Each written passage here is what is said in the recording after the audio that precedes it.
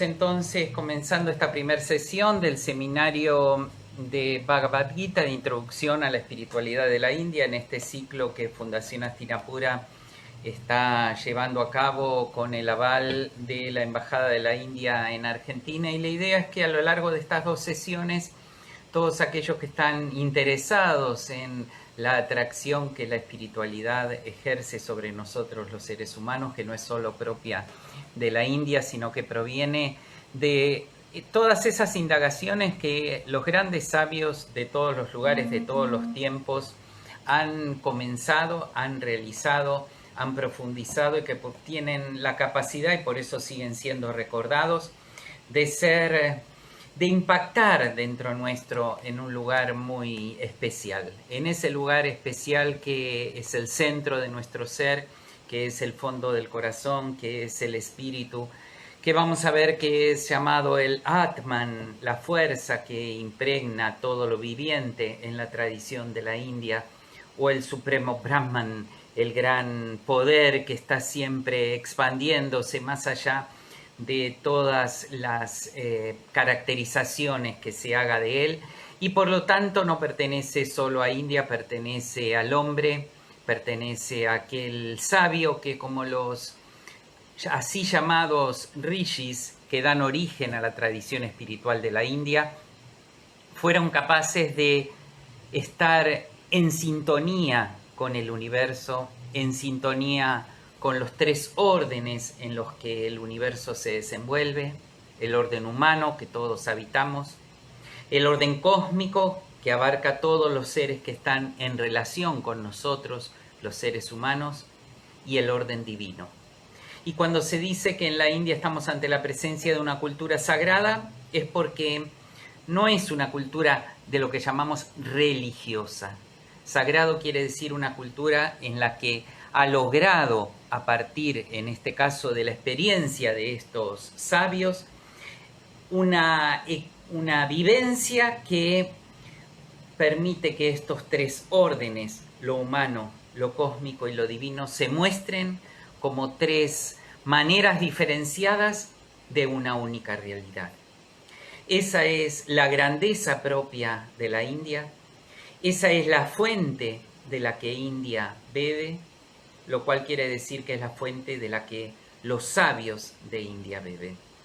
Los sabios en India son llamados rishis, que quiere decir los que escucharon y vieron, tuvieron evidencia de aquello que habían escuchado. Mantra Drishta Rishihi, dicen las escrituras de la India en el idioma sánscrito, que es el idioma propio en el que ellas fueron escritas. Y esto lo que nos quiere decir es que estos seres lograron entrar en empatía, en comunión con el universo que habitan y con el universo que habitamos, gracias a su despierta atención.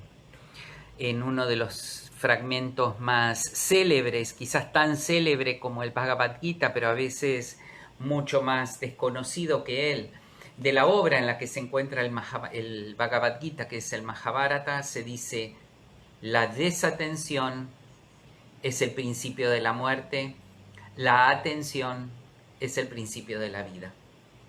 Y esta atención, que deriva de esta enseñanza del famoso sabio Sanat Kumara, es la que desarrollaron estos sabios que por compasión nos han legado toda esta tradición. Vamos a manifestar entonces algunos momentos, algunas orientaciones básicas para que ustedes puedan ir poco a poco profundizando en lo que es la tradición espiritual de la India. Habrán escuchado muchas veces hablar, seguramente todos aquellos que están relacionados con el interés y con la pasión de la India, de la palabra dharma, una palabra polisémica con muchos significados. Un segundito, porque vamos a cerrar la puerta para no tener problemas de eco.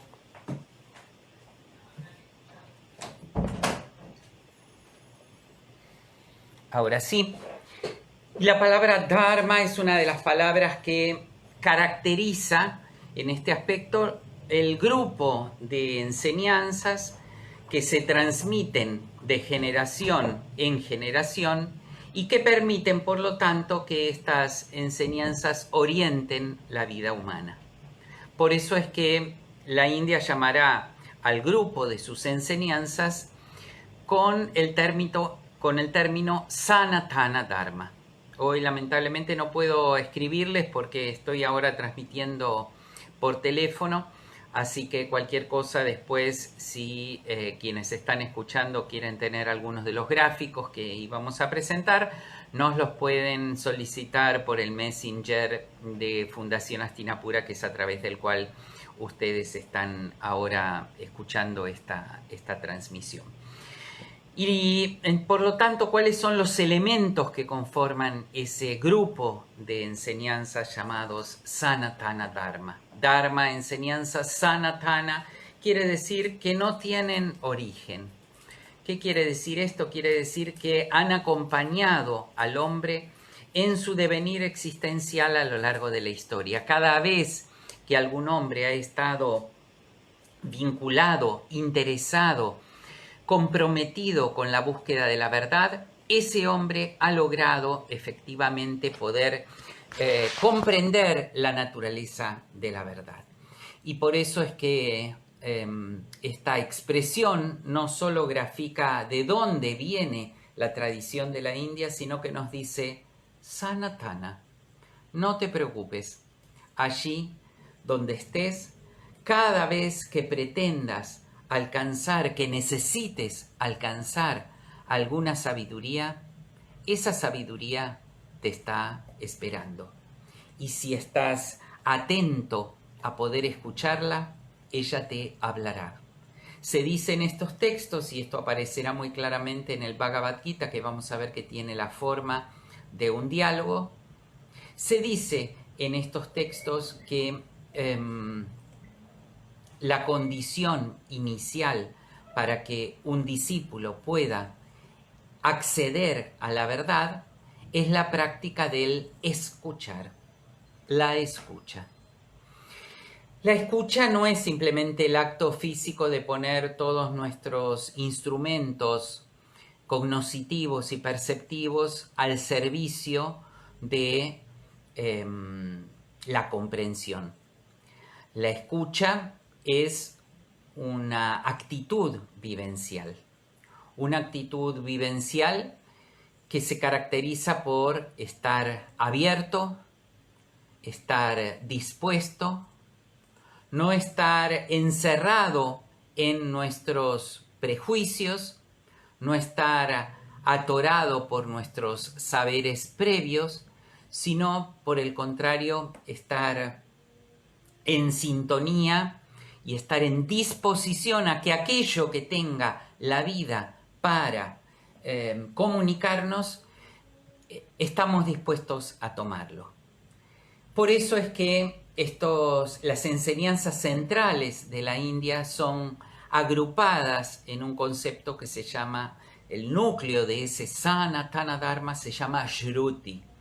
Las enseñanzas que fueron percibidas, que fueron escuchadas, que le fueron reveladas, esto es, mostradas tan claramente como yo ahora estoy viendo los iconos de quienes están conectados aquí a mi teléfono. Con esa misma claridad, los rishis, contemplando el universo en el que estaban viviendo, se les muestra la verdad.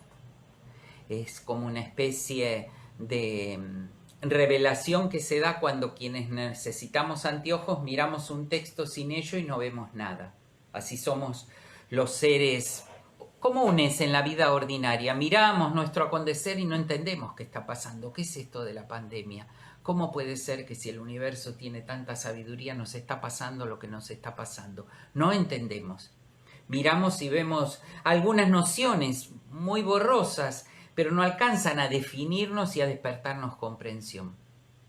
Algunos seres lo que pueden hacer es colocarse lentes.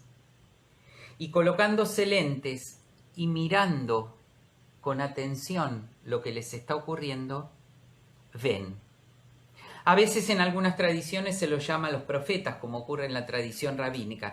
Y confundimos que cuando se dice profetas creemos que están adivinando el futuro. No, no están adivinando nada. Simplemente están viendo. Y como ven, están advirtiendo las consecuencias de lo que va a ocurrir a partir de lo que están contemplando frente a sí. Yo miro por la ventana, veo que el sol se puso y les digo, son las 19:38, dentro de 45 minutos estará todo oscuro. Y cuando efectivamente esté todo oscuro dirán, oh, el profeta nos advirtió que iba a estar todo oscuro. No era un adivino, simplemente era el que estaba viendo qué es lo que está ocurriendo. Eso es lo que hace a estos sabios, más allá desde ya de las dotes particulares con la que todo sabio, con la que todo genio está dotado, pero más allá de estas dotes particulares, la capacidad que activan es la de ser un observador atento. Pero como los que primamos en la vida solemos ser observadores distraídos, como decía nuestro querido Facundo Cabral, entonces los sabios lo que hacen es transmitirnos compasivamente no solo una cantidad de enseñanzas, sino una serie de prácticas para que podamos comprender y ver por nosotros mismos.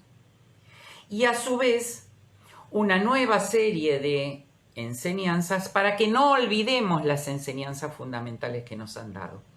Y estos son los dos grupos que conforman lo que en la tradición de la India se llama el Shruti, las enseñanzas reveladas a los sabios, y un segundo grupo, las llamadas literaturas secundarias, los Smritis, las enseñanzas destinadas a no olvidar los principios fundamentales de la vida que los sabios nos han transmitido.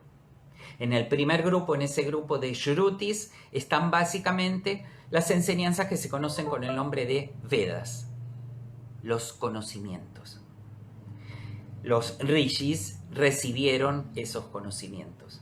Y en determinado momento, un sabio en particular se le dio la misión de agrupar todas estas enseñanzas que se estaban transmitiendo oralmente, tal como aún hoy día se siguen transmitiendo oralmente, y este sabio, que a consecuencia de esta tarea que recibe, cambia su nombre y pasa a ser llamado Veda Vyasa, el que compila las enseñanzas, los Vedas, estructura todo ese conocimiento en 4 grupos de enseñanzas, y esos 4 grupos de enseñanzas comprenden lo que hoy día se llaman las escrituras védicas o los 4 Vedas. Pero este mismo sabio vio que muchas de estos conocimientos no iban a ser de fácil comprensión para quienes estamos muy atareados en los enseres de la vida, para quienes estamos muy desatentos a veces, para quienes no tenemos una práctica suficiente de concentración, o para quienes no pueden acceder a ese conocimiento si ese conocimiento solo es transmitido por un grupo selecto de maestros a un grupo selecto de discípulos. Entonces, en su compasión, el sabio Vyasa, ¿qué es lo que dijo? Volveré a reescribir estos principios, pero de una forma mucho más sencilla. No compondré himnos rituales, no compondré profundos tratados filosóficos. ¿Qué es lo que voy a hacer? Contaré historias. Y contando historias voy a tratar de que los significados perduren a lo largo del tiempo y no sean olvidados. Los griegos, que eran también tan sabios como los indios, dieron a la verdad el nombre de aletheia en griego, que quiere decir el no olvido. Sintonizar con la verdad es ser capaz de sintonizar con ese núcleo que está dentro nuestro, en lo que llamamos el centro de nuestro ser, nuestro corazón, y no dejar que las aguas del olvido, las aguas de nuestro pensamiento siempre inquieto y muchas veces tan distraído, arrastren consigo, o más que arrastren, para ser más precisos, presenten una superficie turbia que cuando miramos dentro no vemos en el fondo esa sabiduría que tenemos, sino que nos quedamos atrapados por lo que en la revuelta superficie de nuestras aguas interiores está traspasando. Y en ese contexto entonces es que este sabio escribe este gran libro de historias, la gran historia de los Bharats, el Maha Gran Bharat. Los Bharats son los descendientes de Bharat y es el nombre con que los indios se designan a sí mismos. India es un nombre occidental, acuñado por Alejandro Magno, y cuando llega justamente al norte de la India en el siglo IV a.C., que luego con el correr del tiempo pasa a los persas, pasa a los árabes y por último a los ingleses, y finalmente los propios indios lo terminan desde ya como por adoptar, sin perder la noción de que ellos son el país de los Bharat, la Bharatavarshya, el país de los hombres enamorados de la verdad, de los hombres enamorados de la justicia, de los hombres enamorados de la luz, de los hombres enamorados de ese gran misterio fundante de la vida que a veces llamamos Dios. Dentro de esta gran obra, que es una obra ciclópea de 100.000 versos, que tardó 3 años en ser compuesta por este sabio y que para transcribirlo contó con la asistencia de la encarnación de la sabiduría en la India, la divinidad Ganesh, el dios Ganesh, la potencia espiritual que reúne la sabiduría y con lo cual no solo está queriendo decir por quién fue escrita, sino cómo fue escrito este texto. Fue escrito con sabiduría y a través de esa sabiduría. Pero dentro de toda esta gran historia, que tiene esos esquemas de empieza una historia y mientras la está contando se deriva otra y luego se deriva otra y luego se deriva otra y luego viene a decir, bueno, como veníamos relatando hace 250 páginas antes, dentro de toda esa gran historia ocurre algo particular.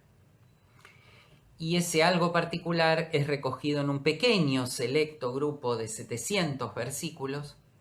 Y eso peculiar que ocurre es algo que la propia tradición de la India dice, que cada vez que los seres humanos estamos en aprietos importantes, cada vez que estamos en riesgo de perder los principios centrales que hacen a la vida, no nos quedamos solos.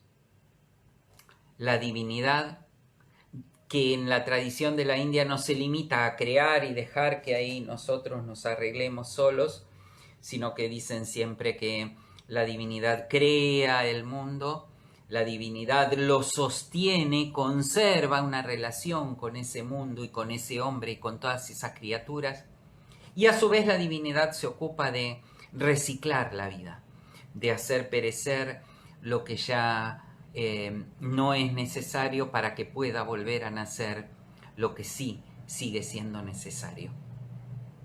Entonces, en esa capacidad que tiene la divinidad de intervenir en ciertos momentos de la historia, no en un único momento como de pronto lo sabemos nosotros dentro de nuestra tradición occidental cristiana, en donde nace justamente la tradición cristiana a partir del acto en el cual la divinidad irrumpe en el curso de la historia, a tal punto que la separa en el mundo occidental en dos grandes eras. En la tradición de la India nos dicen que esto ocurre cada vez que el ser humano lo necesita. Y dentro de esta trama del Mahabharata, efectivamente acontece. Aparece un descenso de Dios en medio de la circunstancia histórica de la vida. Este es el concepto de avatara que tienen en la India, el Dios que desciende, que en principio literalmente lo explican con una cantidad determinada, que de hecho varía según los diferentes textos, y que luego lo aplican en realidad como un concepto general que les permite ser una cultura de convivencia interreligiosa, ya que se termina partiendo de la noción de que allí donde aparecen seres humanos con una misión providencial, donde no son solo sabios, sino que su función logra cambiar el curso de la existencia humana, evidentemente dirían o dirán los indios, ahí está transcurriendo también una batarana, un descenso, una manifestación en el medio del dolor y del sufrimiento de la vida, de la luz que permite justamente no perder el rumbo en medio de la oscuridad. Y por eso India tiene esta tradición y esta característica de hacer que convivan dentro de ella tantas prácticas religiosas múltiples.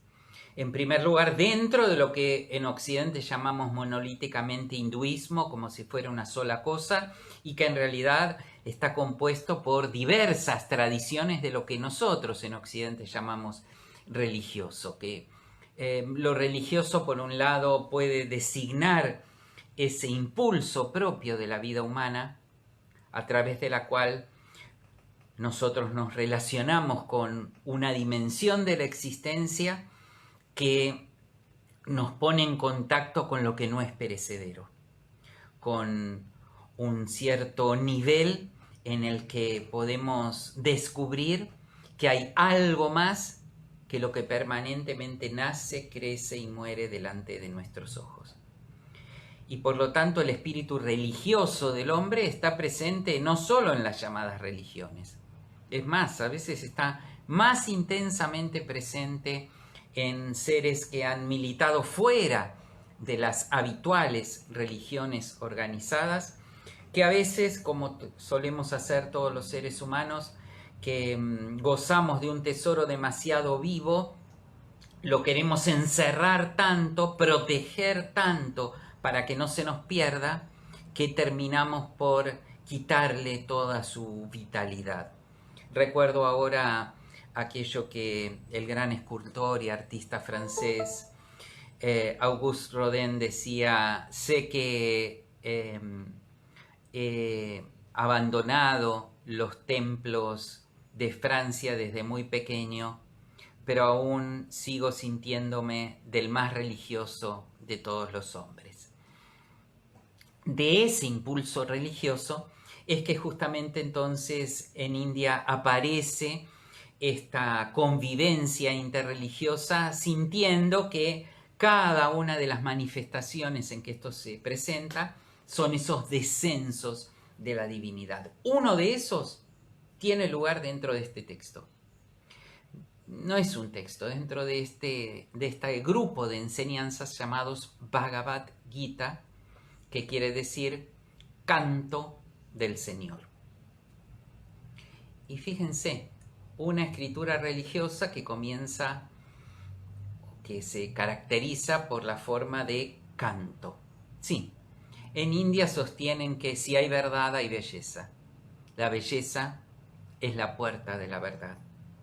Y la verdad, aunque está más allá de todas las formas en que se manifiesta y puede prescindir de todas ellas, sin embargo, por compasión se reviste de formas y por lo tanto aparece. Y esto es lo que le da la grandeza de las formas devocionales que vemos en India.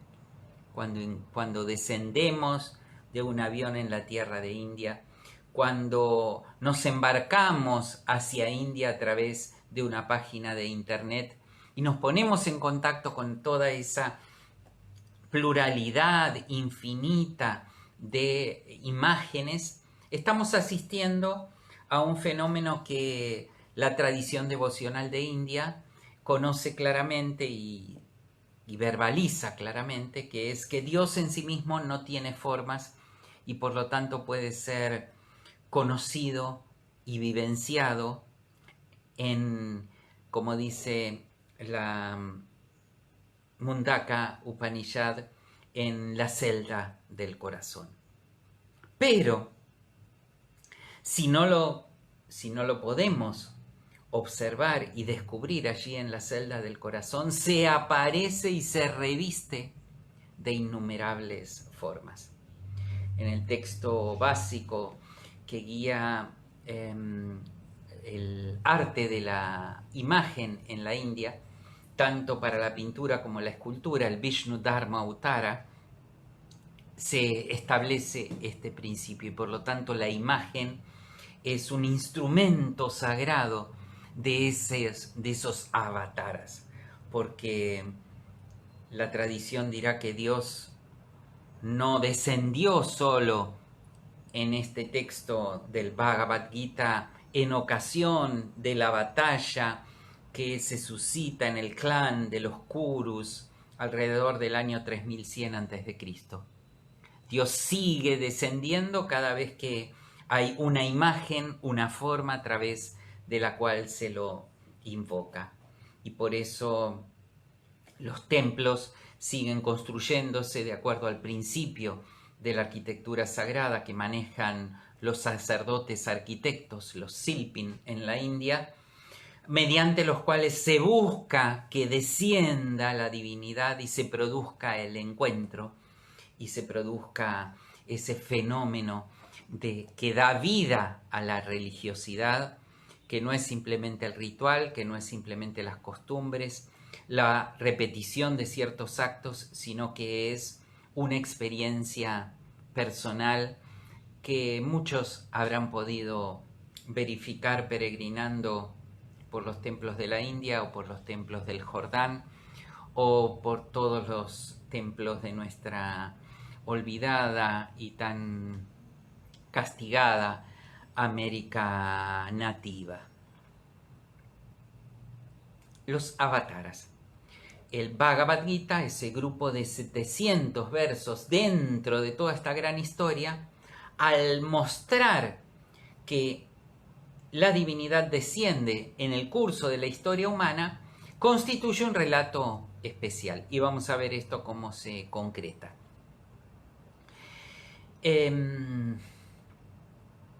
Y fíjense qué significativo que es el lugar que es elegido para que esto transcurra. Porque esta manifestación de la divinidad no ocurre, como recién decíamos y yo les explicaba, dentro de un templo, no ocurre en un ashram, en una comunidad meditativa de maestros y discípulos, no ocurre en ninguno de los tirtas que existen en la India, los lugares de peregrinación, donde sus diversas historias sagradas cuentan que a lo largo del tiempo la divinidad se ha manifestado allí, porque el propósito de la enseñanza en este texto, en estas enseñanzas en particular, en el Bhagavad Gita en particular, es llevar todo ese caudal de experiencias que aparece en los textos védicos, ahí sí, en contextos de convivencia, de maestros y discípulos que conviven y que de tanto convivir el discípulo con el maestro, como ocurre en la famosa Yandogya Upanishad con el discípulo Shvetaketu o en el Katha con el discípulo Nachiketas. Aquí se quiere mostrar otra cosa, se quiere enseñar que no hace falta salirse del mundo, sino que lo que hace falta salirse es del mundo superficial que vive dentro nuestro, y que cuando somos capaces de conectar con nuestros anhelos más profundos, nuestras búsquedas más intensas, aun cuando sean solo búsquedas, porque el Bhagavad Gita se desencadena a partir del desaliento de un buscador, no de las certezas de un buscador. Las certezas de un buscador harían que un buscador no fuera un buscador, haría simplemente que fuera un nuevo maestro. Pero este buscador, este discípulo que está en el medio de un campo de batalla y tiene que llevar adelante la orden de desencadenar una batalla que está a punto de comenzar. El propósito de este sabio Vyasa es decir, imaginen un ámbito mundano, si los hay, como el de un campo de batalla. Están allí reunidos 18 grandes ejércitos, 11 de un lado y 7 de otro. Algunos textos dicen que son 10.000 los integrantes de cada ejército, otros 100.000. Esto es, estamos ante la presencia de cientos de miles de seres que están dispuestos a comenzar una gran batalla. Por eso a veces se asocia el nombre Mahabharata con la noción de la gran batalla. Por más que es mucho más que la gran batalla y por eso es la gran historia. Y en ese momento, uno de los dos que tiene que dar la orden de que comience, de uno de los lados, de aquellos que muy a su pesar estaban comenzando la batalla porque necesitaban defender los principios de la justicia y de la verdad, que habían sido traicionados por sus propios primos, por sus propios parientes, como dentro nuestro, nuestros propios primos, nuestros propios parientes, pensamientos, sentimientos nos juegan tantas malas pasadas y nos sorprenden con tantas triquiñuelas, con tantos celos u odios que no quisiéramos tener, con tantos olvidos de cosas que en algún momento las teníamos tan claras. Y es más, nos escuchamos a nosotros mismos decir, nunca voy a olvidarme de esto. Y de pronto miramos a nuestro alrededor y nos damos cuenta que estamos involucrados justamente en aquello que habíamos dicho que nunca más nos íbamos a involucrar. Porque hombres somos y como decía San Pablo, aquello que queremos hacer no hacemos y hacemos lo que no queremos. Y esta dualidad la refleja este personaje. El Bhagavad Gita va a comenzar en ese momento en que este guerrero, que es el arquetipo, la figura metafórica que es utilizada por este sabio que relata las historias para encarnar al discípulo, porque tratar de ser discípulo en la vida implica necesariamente las cualidades que tiene un guerrero o un luchador, que es sobreponerse a los obstáculos de la vida. Bhagavad Gita, momento crucial. Este guerrero a punto de tener que dar la orden de comenzar esta batalla y aparece algo que cuando un discípulo sabe canalizarlo y aprovecharlo, le puede ser una muy buena guía, que es la duda. No quiere actuar por impulso, quiere realmente estar seguro de que lo que está haciendo lo está haciendo de acuerdo a su ansia de justicia y no simplemente de acuerdo a los pareceres tan cambiantes que todos los seres humanos tienen. Y por lo tanto se detiene, no se dice. Primera cualidad del discípulo, el que reconoce ante una dificultad que no sabe. No siempre tenemos la valentía de decir no sé. Y este discípulo llamado Arjuna le manifiesta a quien es su cochero, que no es cualquier cochero, es justamente ese personaje que en la tradición de la India será el que va a encarnar esa presencia que yo les expliqué de la divinidad al comienzo. Y por lo tanto, en una historia que se había contado antes, de esas historias en las que justamente se busca transmitir significados, los jefes de los dos bandos tienen que quedarse con el consejo de alguien sabio, pero que no luchará, o con todas las huestes del ejército de ese mismo sabio. Y este discípulo, que por algo es el discípulo que va a ser el receptor de semejante enseñanza como la del Bhagavad Gita, dice, me quedo contigo, me quedo con tu presencia. Por favor, dirige mi carro cuando ingrese al campo de batalla. Esto es, cuando ingrese al campo de batalla de la vida, quiero que sea Krishna, mi amado primo, mi consejero, mi amigo, mi maestro. Y luego se mostrará como mucho más que eso, como la encarnación misma de la divinidad. Quiero que seas tú el que esté cerca mío. Una de las cualidades que va a aparecer, vamos a ver en el colofón de cada uno de los capítulos del Bhagavad Gita, graficada bajo la palabra upa, una palabra muy significativa en la tradición de la India, porque la India nos dice, si usted quiere adquirir sabiduría, practique upa. Esto es, practique cercanía. Acérquese a la sabiduría. Acérquese a un sabio, acérquese a un libro, acérquese a mirar con atención la vida, acérquese a entender antes de rápidamente pensar, juzgar y distanciarse. Practique upa. Y eso es lo que hizo este discípulo, y por eso buscó tener cerca siempre a quien pudiera aconsejarlo con certeza.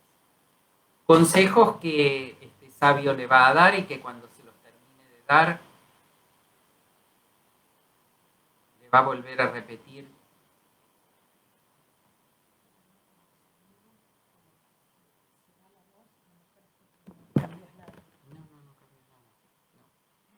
Lamento si realmente el sonido no se escucha muy bien. Yo no puedo ver los comentarios. De nadie. Tuve que volver a transmitir con el mismo equipo que tenía el problema de sonido inicial. Y ese sonido, y eso hace que el audio no sea efectivamente muy bueno. Y voy a volver a intentar a través de otro micrófono. Ustedes me dirán si efectivamente resulta o no resulta. Si los mismos que pusieron que el sonido se baja, como Emanuel, como Melissa, como Celia, pueden volver a tipear cómo se escucha ahora el sonido para ver si en algo está mejorando. Se los agradezco para tratar de ver si algo se puede hacer. Ahí está, parece mucho mejor, ahí se escucha mucho mejor, nos dicen. Bueno, bien, continuamos entonces con este sonido que se nos dice que ahora se escucha bien. Perfecto, decíamos entonces que ubicado este discípulo en medio de esta encrucijada, tuvo la claridad como para tener cerca a quien lo pudiera orientar en los momentos que fuera necesario.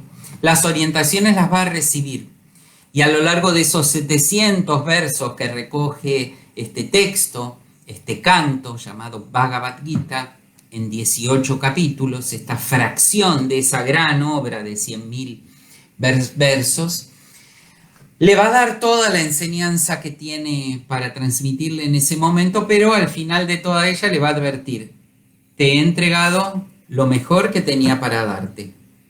Medítalo plenamente y luego obra según la claridad de tu conciencia, según la lucidez de tu discernimiento, según tu propio sentido común. Esto es, el verdadero maestro, como es justamente Krishna, no está buscando aquí reunir seguidores ni adeptos, está tratando de despertar conciencia de aquel que recurre a él para en busca de claridad, pero sabe que no puede vivir la vida del otro. Yo estaré aquí, le dice, yo te seguiré acompañando dentro del campo de batalla. No me iré, pero te queda a ti la tarea de ser un buscador. Y dado que el discípulo, a partir de ese reconocimiento de su propia ignorancia, le dijo: no sé qué es lo mejor para mí, pero por eso te pregunto a ti y me hago tu discípulo. Soy tu discípulo, dice explícitamente al comienzo del segundo capítulo. Te suplico que me enseñes. Esto es, sé que no sé, pero de la conciencia de esta limitación que tengo, van a ser la fuerza que me permite escucharte y luego poner en acción lo que me escuches. lo que escuche. La escucha, dijimos al comienzo de nuestra charla de hoy, primer práctica. La segunda práctica del discípulo es la reflexión. Dice Ada Albrecht, la fundadora de Hastinapura, en su libro de introducción a la filosofía Vedanta, llamado Filosofía Final, nos dice: nace un discípulo donde despierta una conciencia reflexiva. Esto es, no somos discípulos todavía cuando simplemente escuchamos y repetimos. A veces necesitamos repetir para no olvidar, para ser nosotros mismos ese smriti, ese trabajo de no dejarnos poseer por el olvido que nos oscurece las conciencias, y cuando la conciencia está oscurecida y confundida es muy difícil que nos vaya bien en la vida. Pero esto no quita que allí en la reflexión haya terminado toda la tarea. De la reflexión vendrá la experiencia de hacerse uno con esa enseñanza, de hacer de esa enseñanza la propia convicción y con esa convicción lanzarse a la lucha de la vida.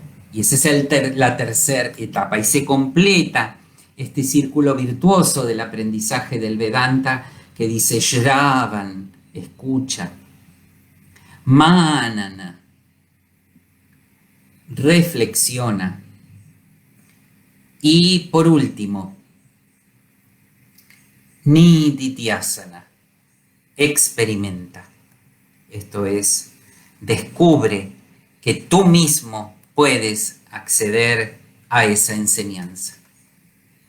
Por eso, aunque no lo hace explícitamente, Krishna podría haber repetido en este texto, en este canto, la enseñanza fundamental de las Upanishads, en las que el maestro dice justamente al discípulo: tú eres aquello, en ti está la verdad suprema que buscas. De hecho, se dice que en toda la estructura que tiene el Bhagavad Gita, en esos 18 capítulos, se trata de aclarar esa única frase con la que las Upanishads, que son la parte esencial de las enseñanzas védicas de las que hablamos al comienzo de nuestra sesión de hoy, queda sintetizada y englobada en una única frase. La India tiene esto: de pronto los Vedas son colecciones de 4 libros muy diversos y con muchos lenguajes, o estas enseñanzas que se llaman smritis, las epopeyas, como el Mahabharata, 100.000 versos, pero a la par son capaces de decir, bueno, pero todo esto está contenido en una pequeña Upanishad de apenas 12 versículos, como es la Mandukya Upanishad. O de decirnos, bueno, pero si eso es demasiado, una sola frase: Tat Tvam Masi. Tú eres eso que está buscando. Tú, el buscador, eres lo buscado. Claro que si no nos alcanza esta frase, como evidentemente no le alcanzó porque la había escuchado al discípulo, al guerrero Arjuna, ¿qué es lo que hacemos? Nos ponemos en disposición de escucha. Y por lo tanto eso es lo que da comienzo al Bhagavad Gita. Y todo el Bhagavad Gita va a convertirse en una enseñanza que está sintetizada en 4 frases. Si ustedes tienen en sus casas alguna edición de este texto del Bhagavad Gita, van a ver que está compuesto de 18 capítulos y al final de cada capítulo hay un colofón, una frase común a todos ellos, que lo único que tiene de variante es la última parte, donde dice es este capítulo titulado, y aparece el nombre de ese capítulo, pero antes de eso hay un colofón que en sánscrito contiene 4 frases. El sánscrito es el idioma en el que el Bhagavad Gita, como gran parte de las principales enseñanzas del Sanatana Dharma de la India está escrito. Y en los contenidos de estas 4 frases vamos a encontrar la explicación de qué es esta enseñanza que aparece en el Bhagavad Gita.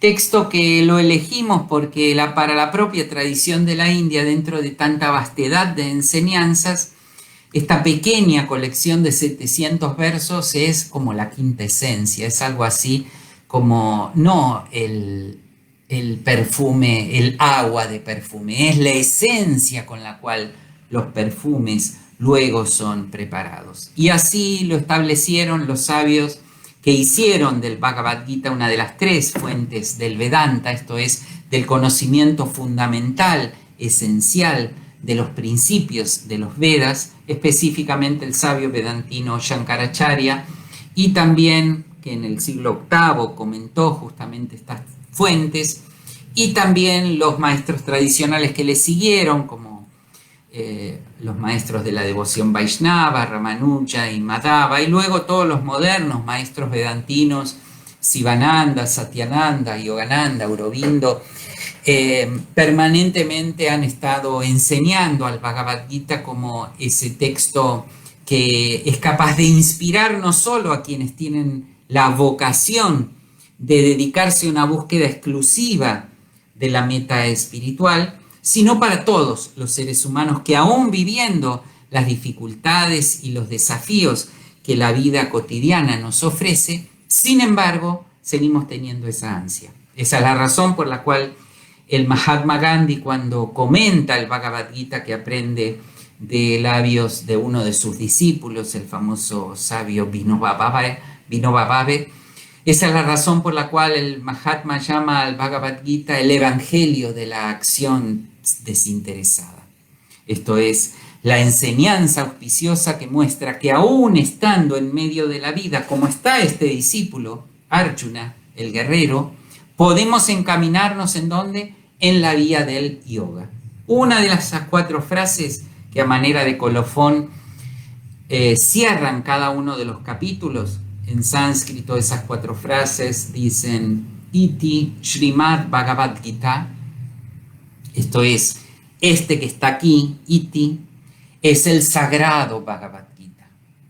Es el sagrado, quiere decir que es el que trae como contenido la sacralidad del conocimiento de la vida. Por lo tanto, escucha, esto es algo importante. Si te perdiste alguna historia de las que venía relatando, dice el sabio Vyasa, no importa. Ahora está por ocurrir algo muy especial.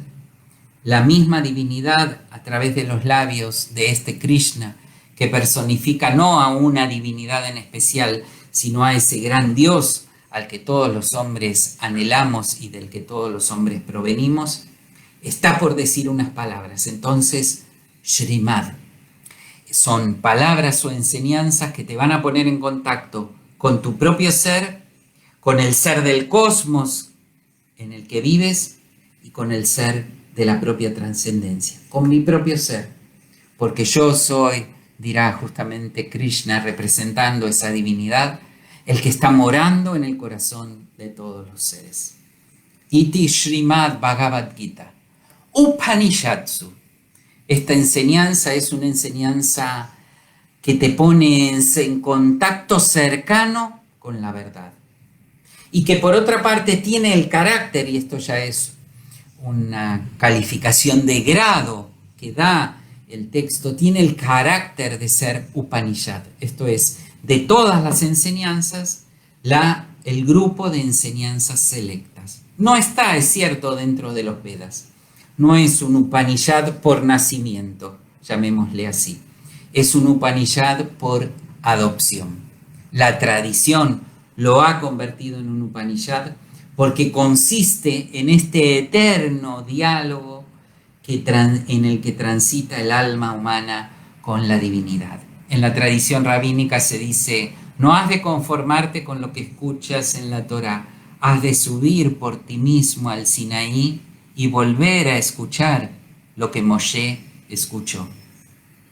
La Torá, que es considerada justamente haber sido revelada por Moisés.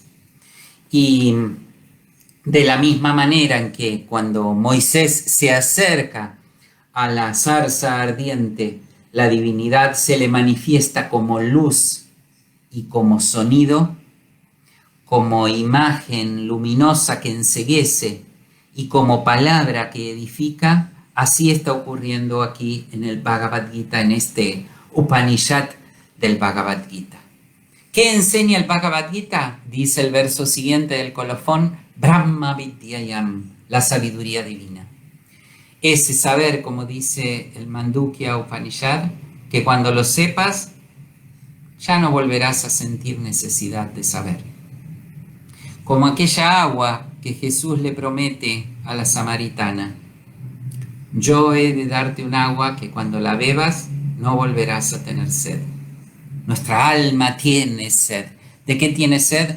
De eternidad, nos dice la India. Y esa eternidad se vuelve tiempo de tanto en tanto para que nosotros descubramos que aún dentro del tiempo seguimos siendo eternos. Aun cuando estemos desalentados como está este discípulo. Pero como en su desaliento lo reconoce y reconoce lo que le falta, se vuelve a su maestro, le pide que le enseñe y por lo tanto transforma ese desaliento en yoga. Y ahí aparece la tercera frase, Yoga Shastra, el libro del yoga. Sí, el libro del yoga es el Bhagavad Gita. El yoga en la India es el nombre genérico que tiene toda disciplina de transformación espiritual. Modernamente, el yoga postural que se gesta en la India a partir de 1930 ha acaparado la palabra yoga. Sin embargo, en los últimos 20 o 30 años estamos redescubriendo que la palabra yoga tiene un sentido, en quienes la concibieron, más amplio, y ese sentido está claramente expresado en el Bhagavad Gita, que es el libro del yoga, y por eso todos sus capítulos llevan el nombre de yoga. Desde los capítulos que hablan de las dificultades, Arjuna Vishada Yoga, el desaliento del discípulo, el primero, hasta los que muestran las verdades más excelsas, el noveno, el yoga del eterno y supremo espíritu, el Purushottama Yoga, hasta los que muestran los caminos que tenemos los hombres para transitar hacia esa meta.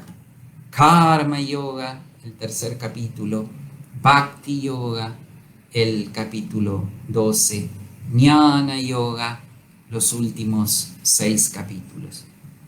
Esto es, el Bhagavad Gita se le reconoce su grandeza porque en un mismo grupo de enseñanzas, en este grupo de 18 capítulos de 700 versos, es capaz de condensar los principios de la enseñanza, la meta de esa enseñanza y las prácticas que necesitamos como discípulos para ir transitando ese sendero que es señalado por la Brihadaranyaka en la célebre oración que muchos practicantes de Hatha repiten cotidianamente antes o al final de hacer sus prácticas.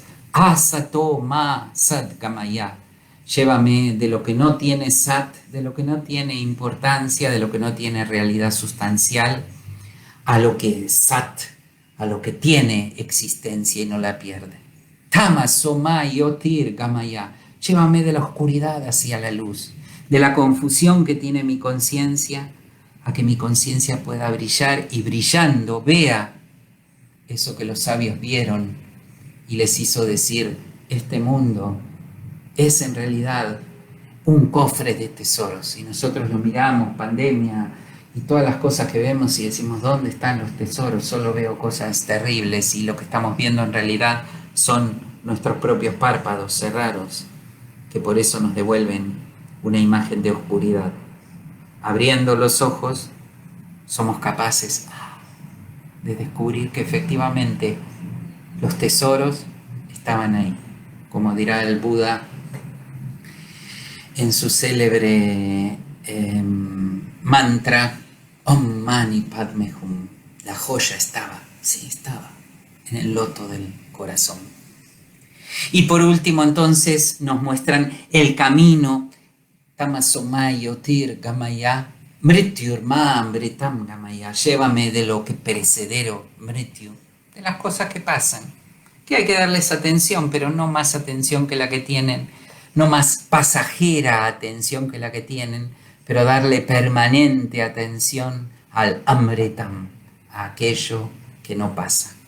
Esos grandes principios del yoga, del karma yoga, del bhakti yoga, del jnana yoga, son los que nos permitirán hacer ese tránsito a lo largo de ese campo de batalla de la vida para que al final de todo él podamos, como dice al final del segundo capítulo, este Bhagavad Gita, que ya que el segundo capítulo es una especie de gran síntesis de todos sus principios, dirá al finalizar ese segundo capítulo: este es el eternal estado del espíritu, el estado del espíritu que es eterno, que está ahí detrás, escondido, debajo de las nubes de nuestros pensamientos, de los apegos de nuestras emociones, de las dudas de nuestro discernimiento, debajo de todas esas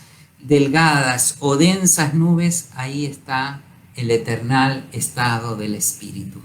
Quien a él llega, nunca lo pierde. Quien a él llega experimenta Ananda, la felicidad sin objeto.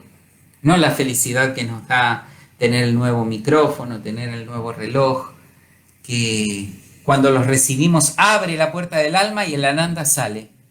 Cuando nos aburrimos, la puerta del alma se cierra y miramos el micrófono y miramos el reloj y decimos, antes estaba contento. Ese Ananda está allí en el corazón. Quien a él llega nunca más se desvía porque encuentra la fuente de la felicidad, la fuente del Satchitananda, dicen en la tradición vedántica, la fuente de sabernos, de ser, Sat, de sabernos ser, Chit, y de por lo tanto ser felices porque nos sabemos ser eternidad. Quien en la hora de la muerte permanece aún en él, se funde en la experiencia de yoga, de unión con la divinidad, Yoga Shastra. Y la última de las 4 frases, Sri Krishna Sambade. Esto fue dicho en un diálogo, en un encuentro persona a persona. Cuando se encuentra el buscador que sintoniza profundamente con su búsqueda y que es capaz de decir, no sé, pero necesito, pero quiero saber, porque tengo sed. Mi alma sigue teniendo sed. Y tiene la gracia de la vida, porque la ha buscado y porque se ha presentado, de encontrarse con un ser que le transmite la poca, mediana o mucha luz que tenga para compartirle. La luz se multiplica. ¿Por qué se multiplica? Por el mismo fenómeno por el cual cuando llega la noche en el campo los animales se juntan los unos con los otros para poder soportar el frío de la noche. No porque ningún animal pueda darle a otro el calor que no tiene. No es eso. Pero la cercanía del otro hace que mi propio calor no se pierda. Y mi propia cercanía hace que el calor del otro no se pierda. Y por lo tanto los dos, haciendo upa, cercanía, el uno con el otro, logramos que ninguno de los dos perdamos el calor del alma. Eso es lo que está pasando aquí en el encuentro entre este maestro que toma el rostro de Krishna, como en la India ha tomado tantos rostros, como el rostro del propio Buda, al que la tradición de la India dice que es el siguiente avatar que le sigue históricamente, como los rostros de todas las maneras en que la enseñanza espiritual ha encarnado y sigue encarnando en la historia de la humanidad bajo la forma de Torá, bajo la forma de Al-Corán, bajo la forma de Jesús, que es la encarnación misma de esa sabiduría divina, trayéndonos luz en medio de las tinieblas para que esa luz primero despierte en nosotros nuestra propia capacidad de iluminar y con esa capacidad de iluminar podamos abrir los ojos para con esa certeza que el Maestro nos da tengamos la audacia de abrir los ojos, tengamos la fuerza de abrir los ojos, el entusiasmo de abrir los ojos del alma y entonces lanzarnos a la búsqueda.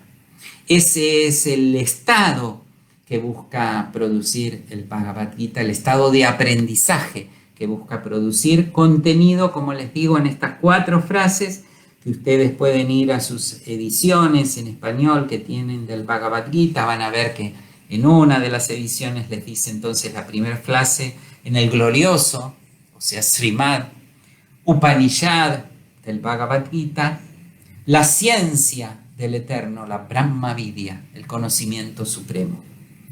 El libro de la unión divina, el Yoga Shastra, el libro del yoga, en un coloquio entre un maestro, Krishna, y un discípulo, Arjuna. Toda vez que, como dice el Señor Jesús, allí donde 2 o 3 se reúnan bajo el poder de mi nombre, allí yo me hago presente. Y por eso cada vez que sintonizamos con esta búsqueda, Krishna vuelve a hablar desde el campo de batalla del Kurukshetra, Jesús vuelve a pronunciar su sermón del monte, el Buda vuelve a pronunciar su sermón de Benarés, y los tantos e infinitos sabios que han entregado sus propias vidas para iluminar la de sus hermanos sufrientes nos orientan en el camino de la vida. El lunes que viene, y buscando en estos 7 días que nos quedan solucionar estos problemas técnicos que nos han hecho que nuestra presentación de hoy estuviera un poco convulsionada, el lunes que viene vamos a ingresar a dar una visión, un panorama, una introducción de los grandes temas que aparecen en estos 18 capítulos, pero teniendo en claro estos principios fundamentales que hoy hemos podido compartir con todos los pacientes asistentes que han sabido sobrellevar estas dificultades que hemos tenido técnicamente, pero que nos han permitido aún así volver a escuchar, practicar la escucha, que es de las prácticas que los discípulos podemos desarrollar.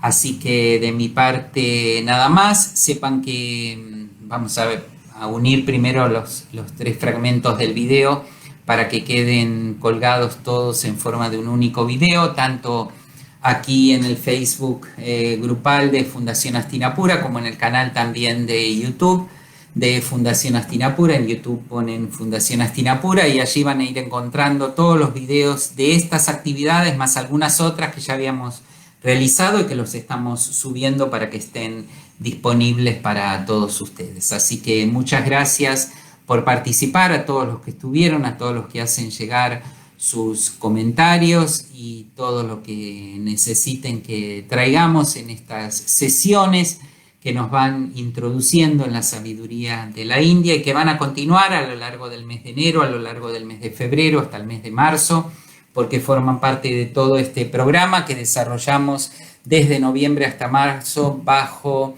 el aval y el apoyo de la Embajada de la India en Argentina.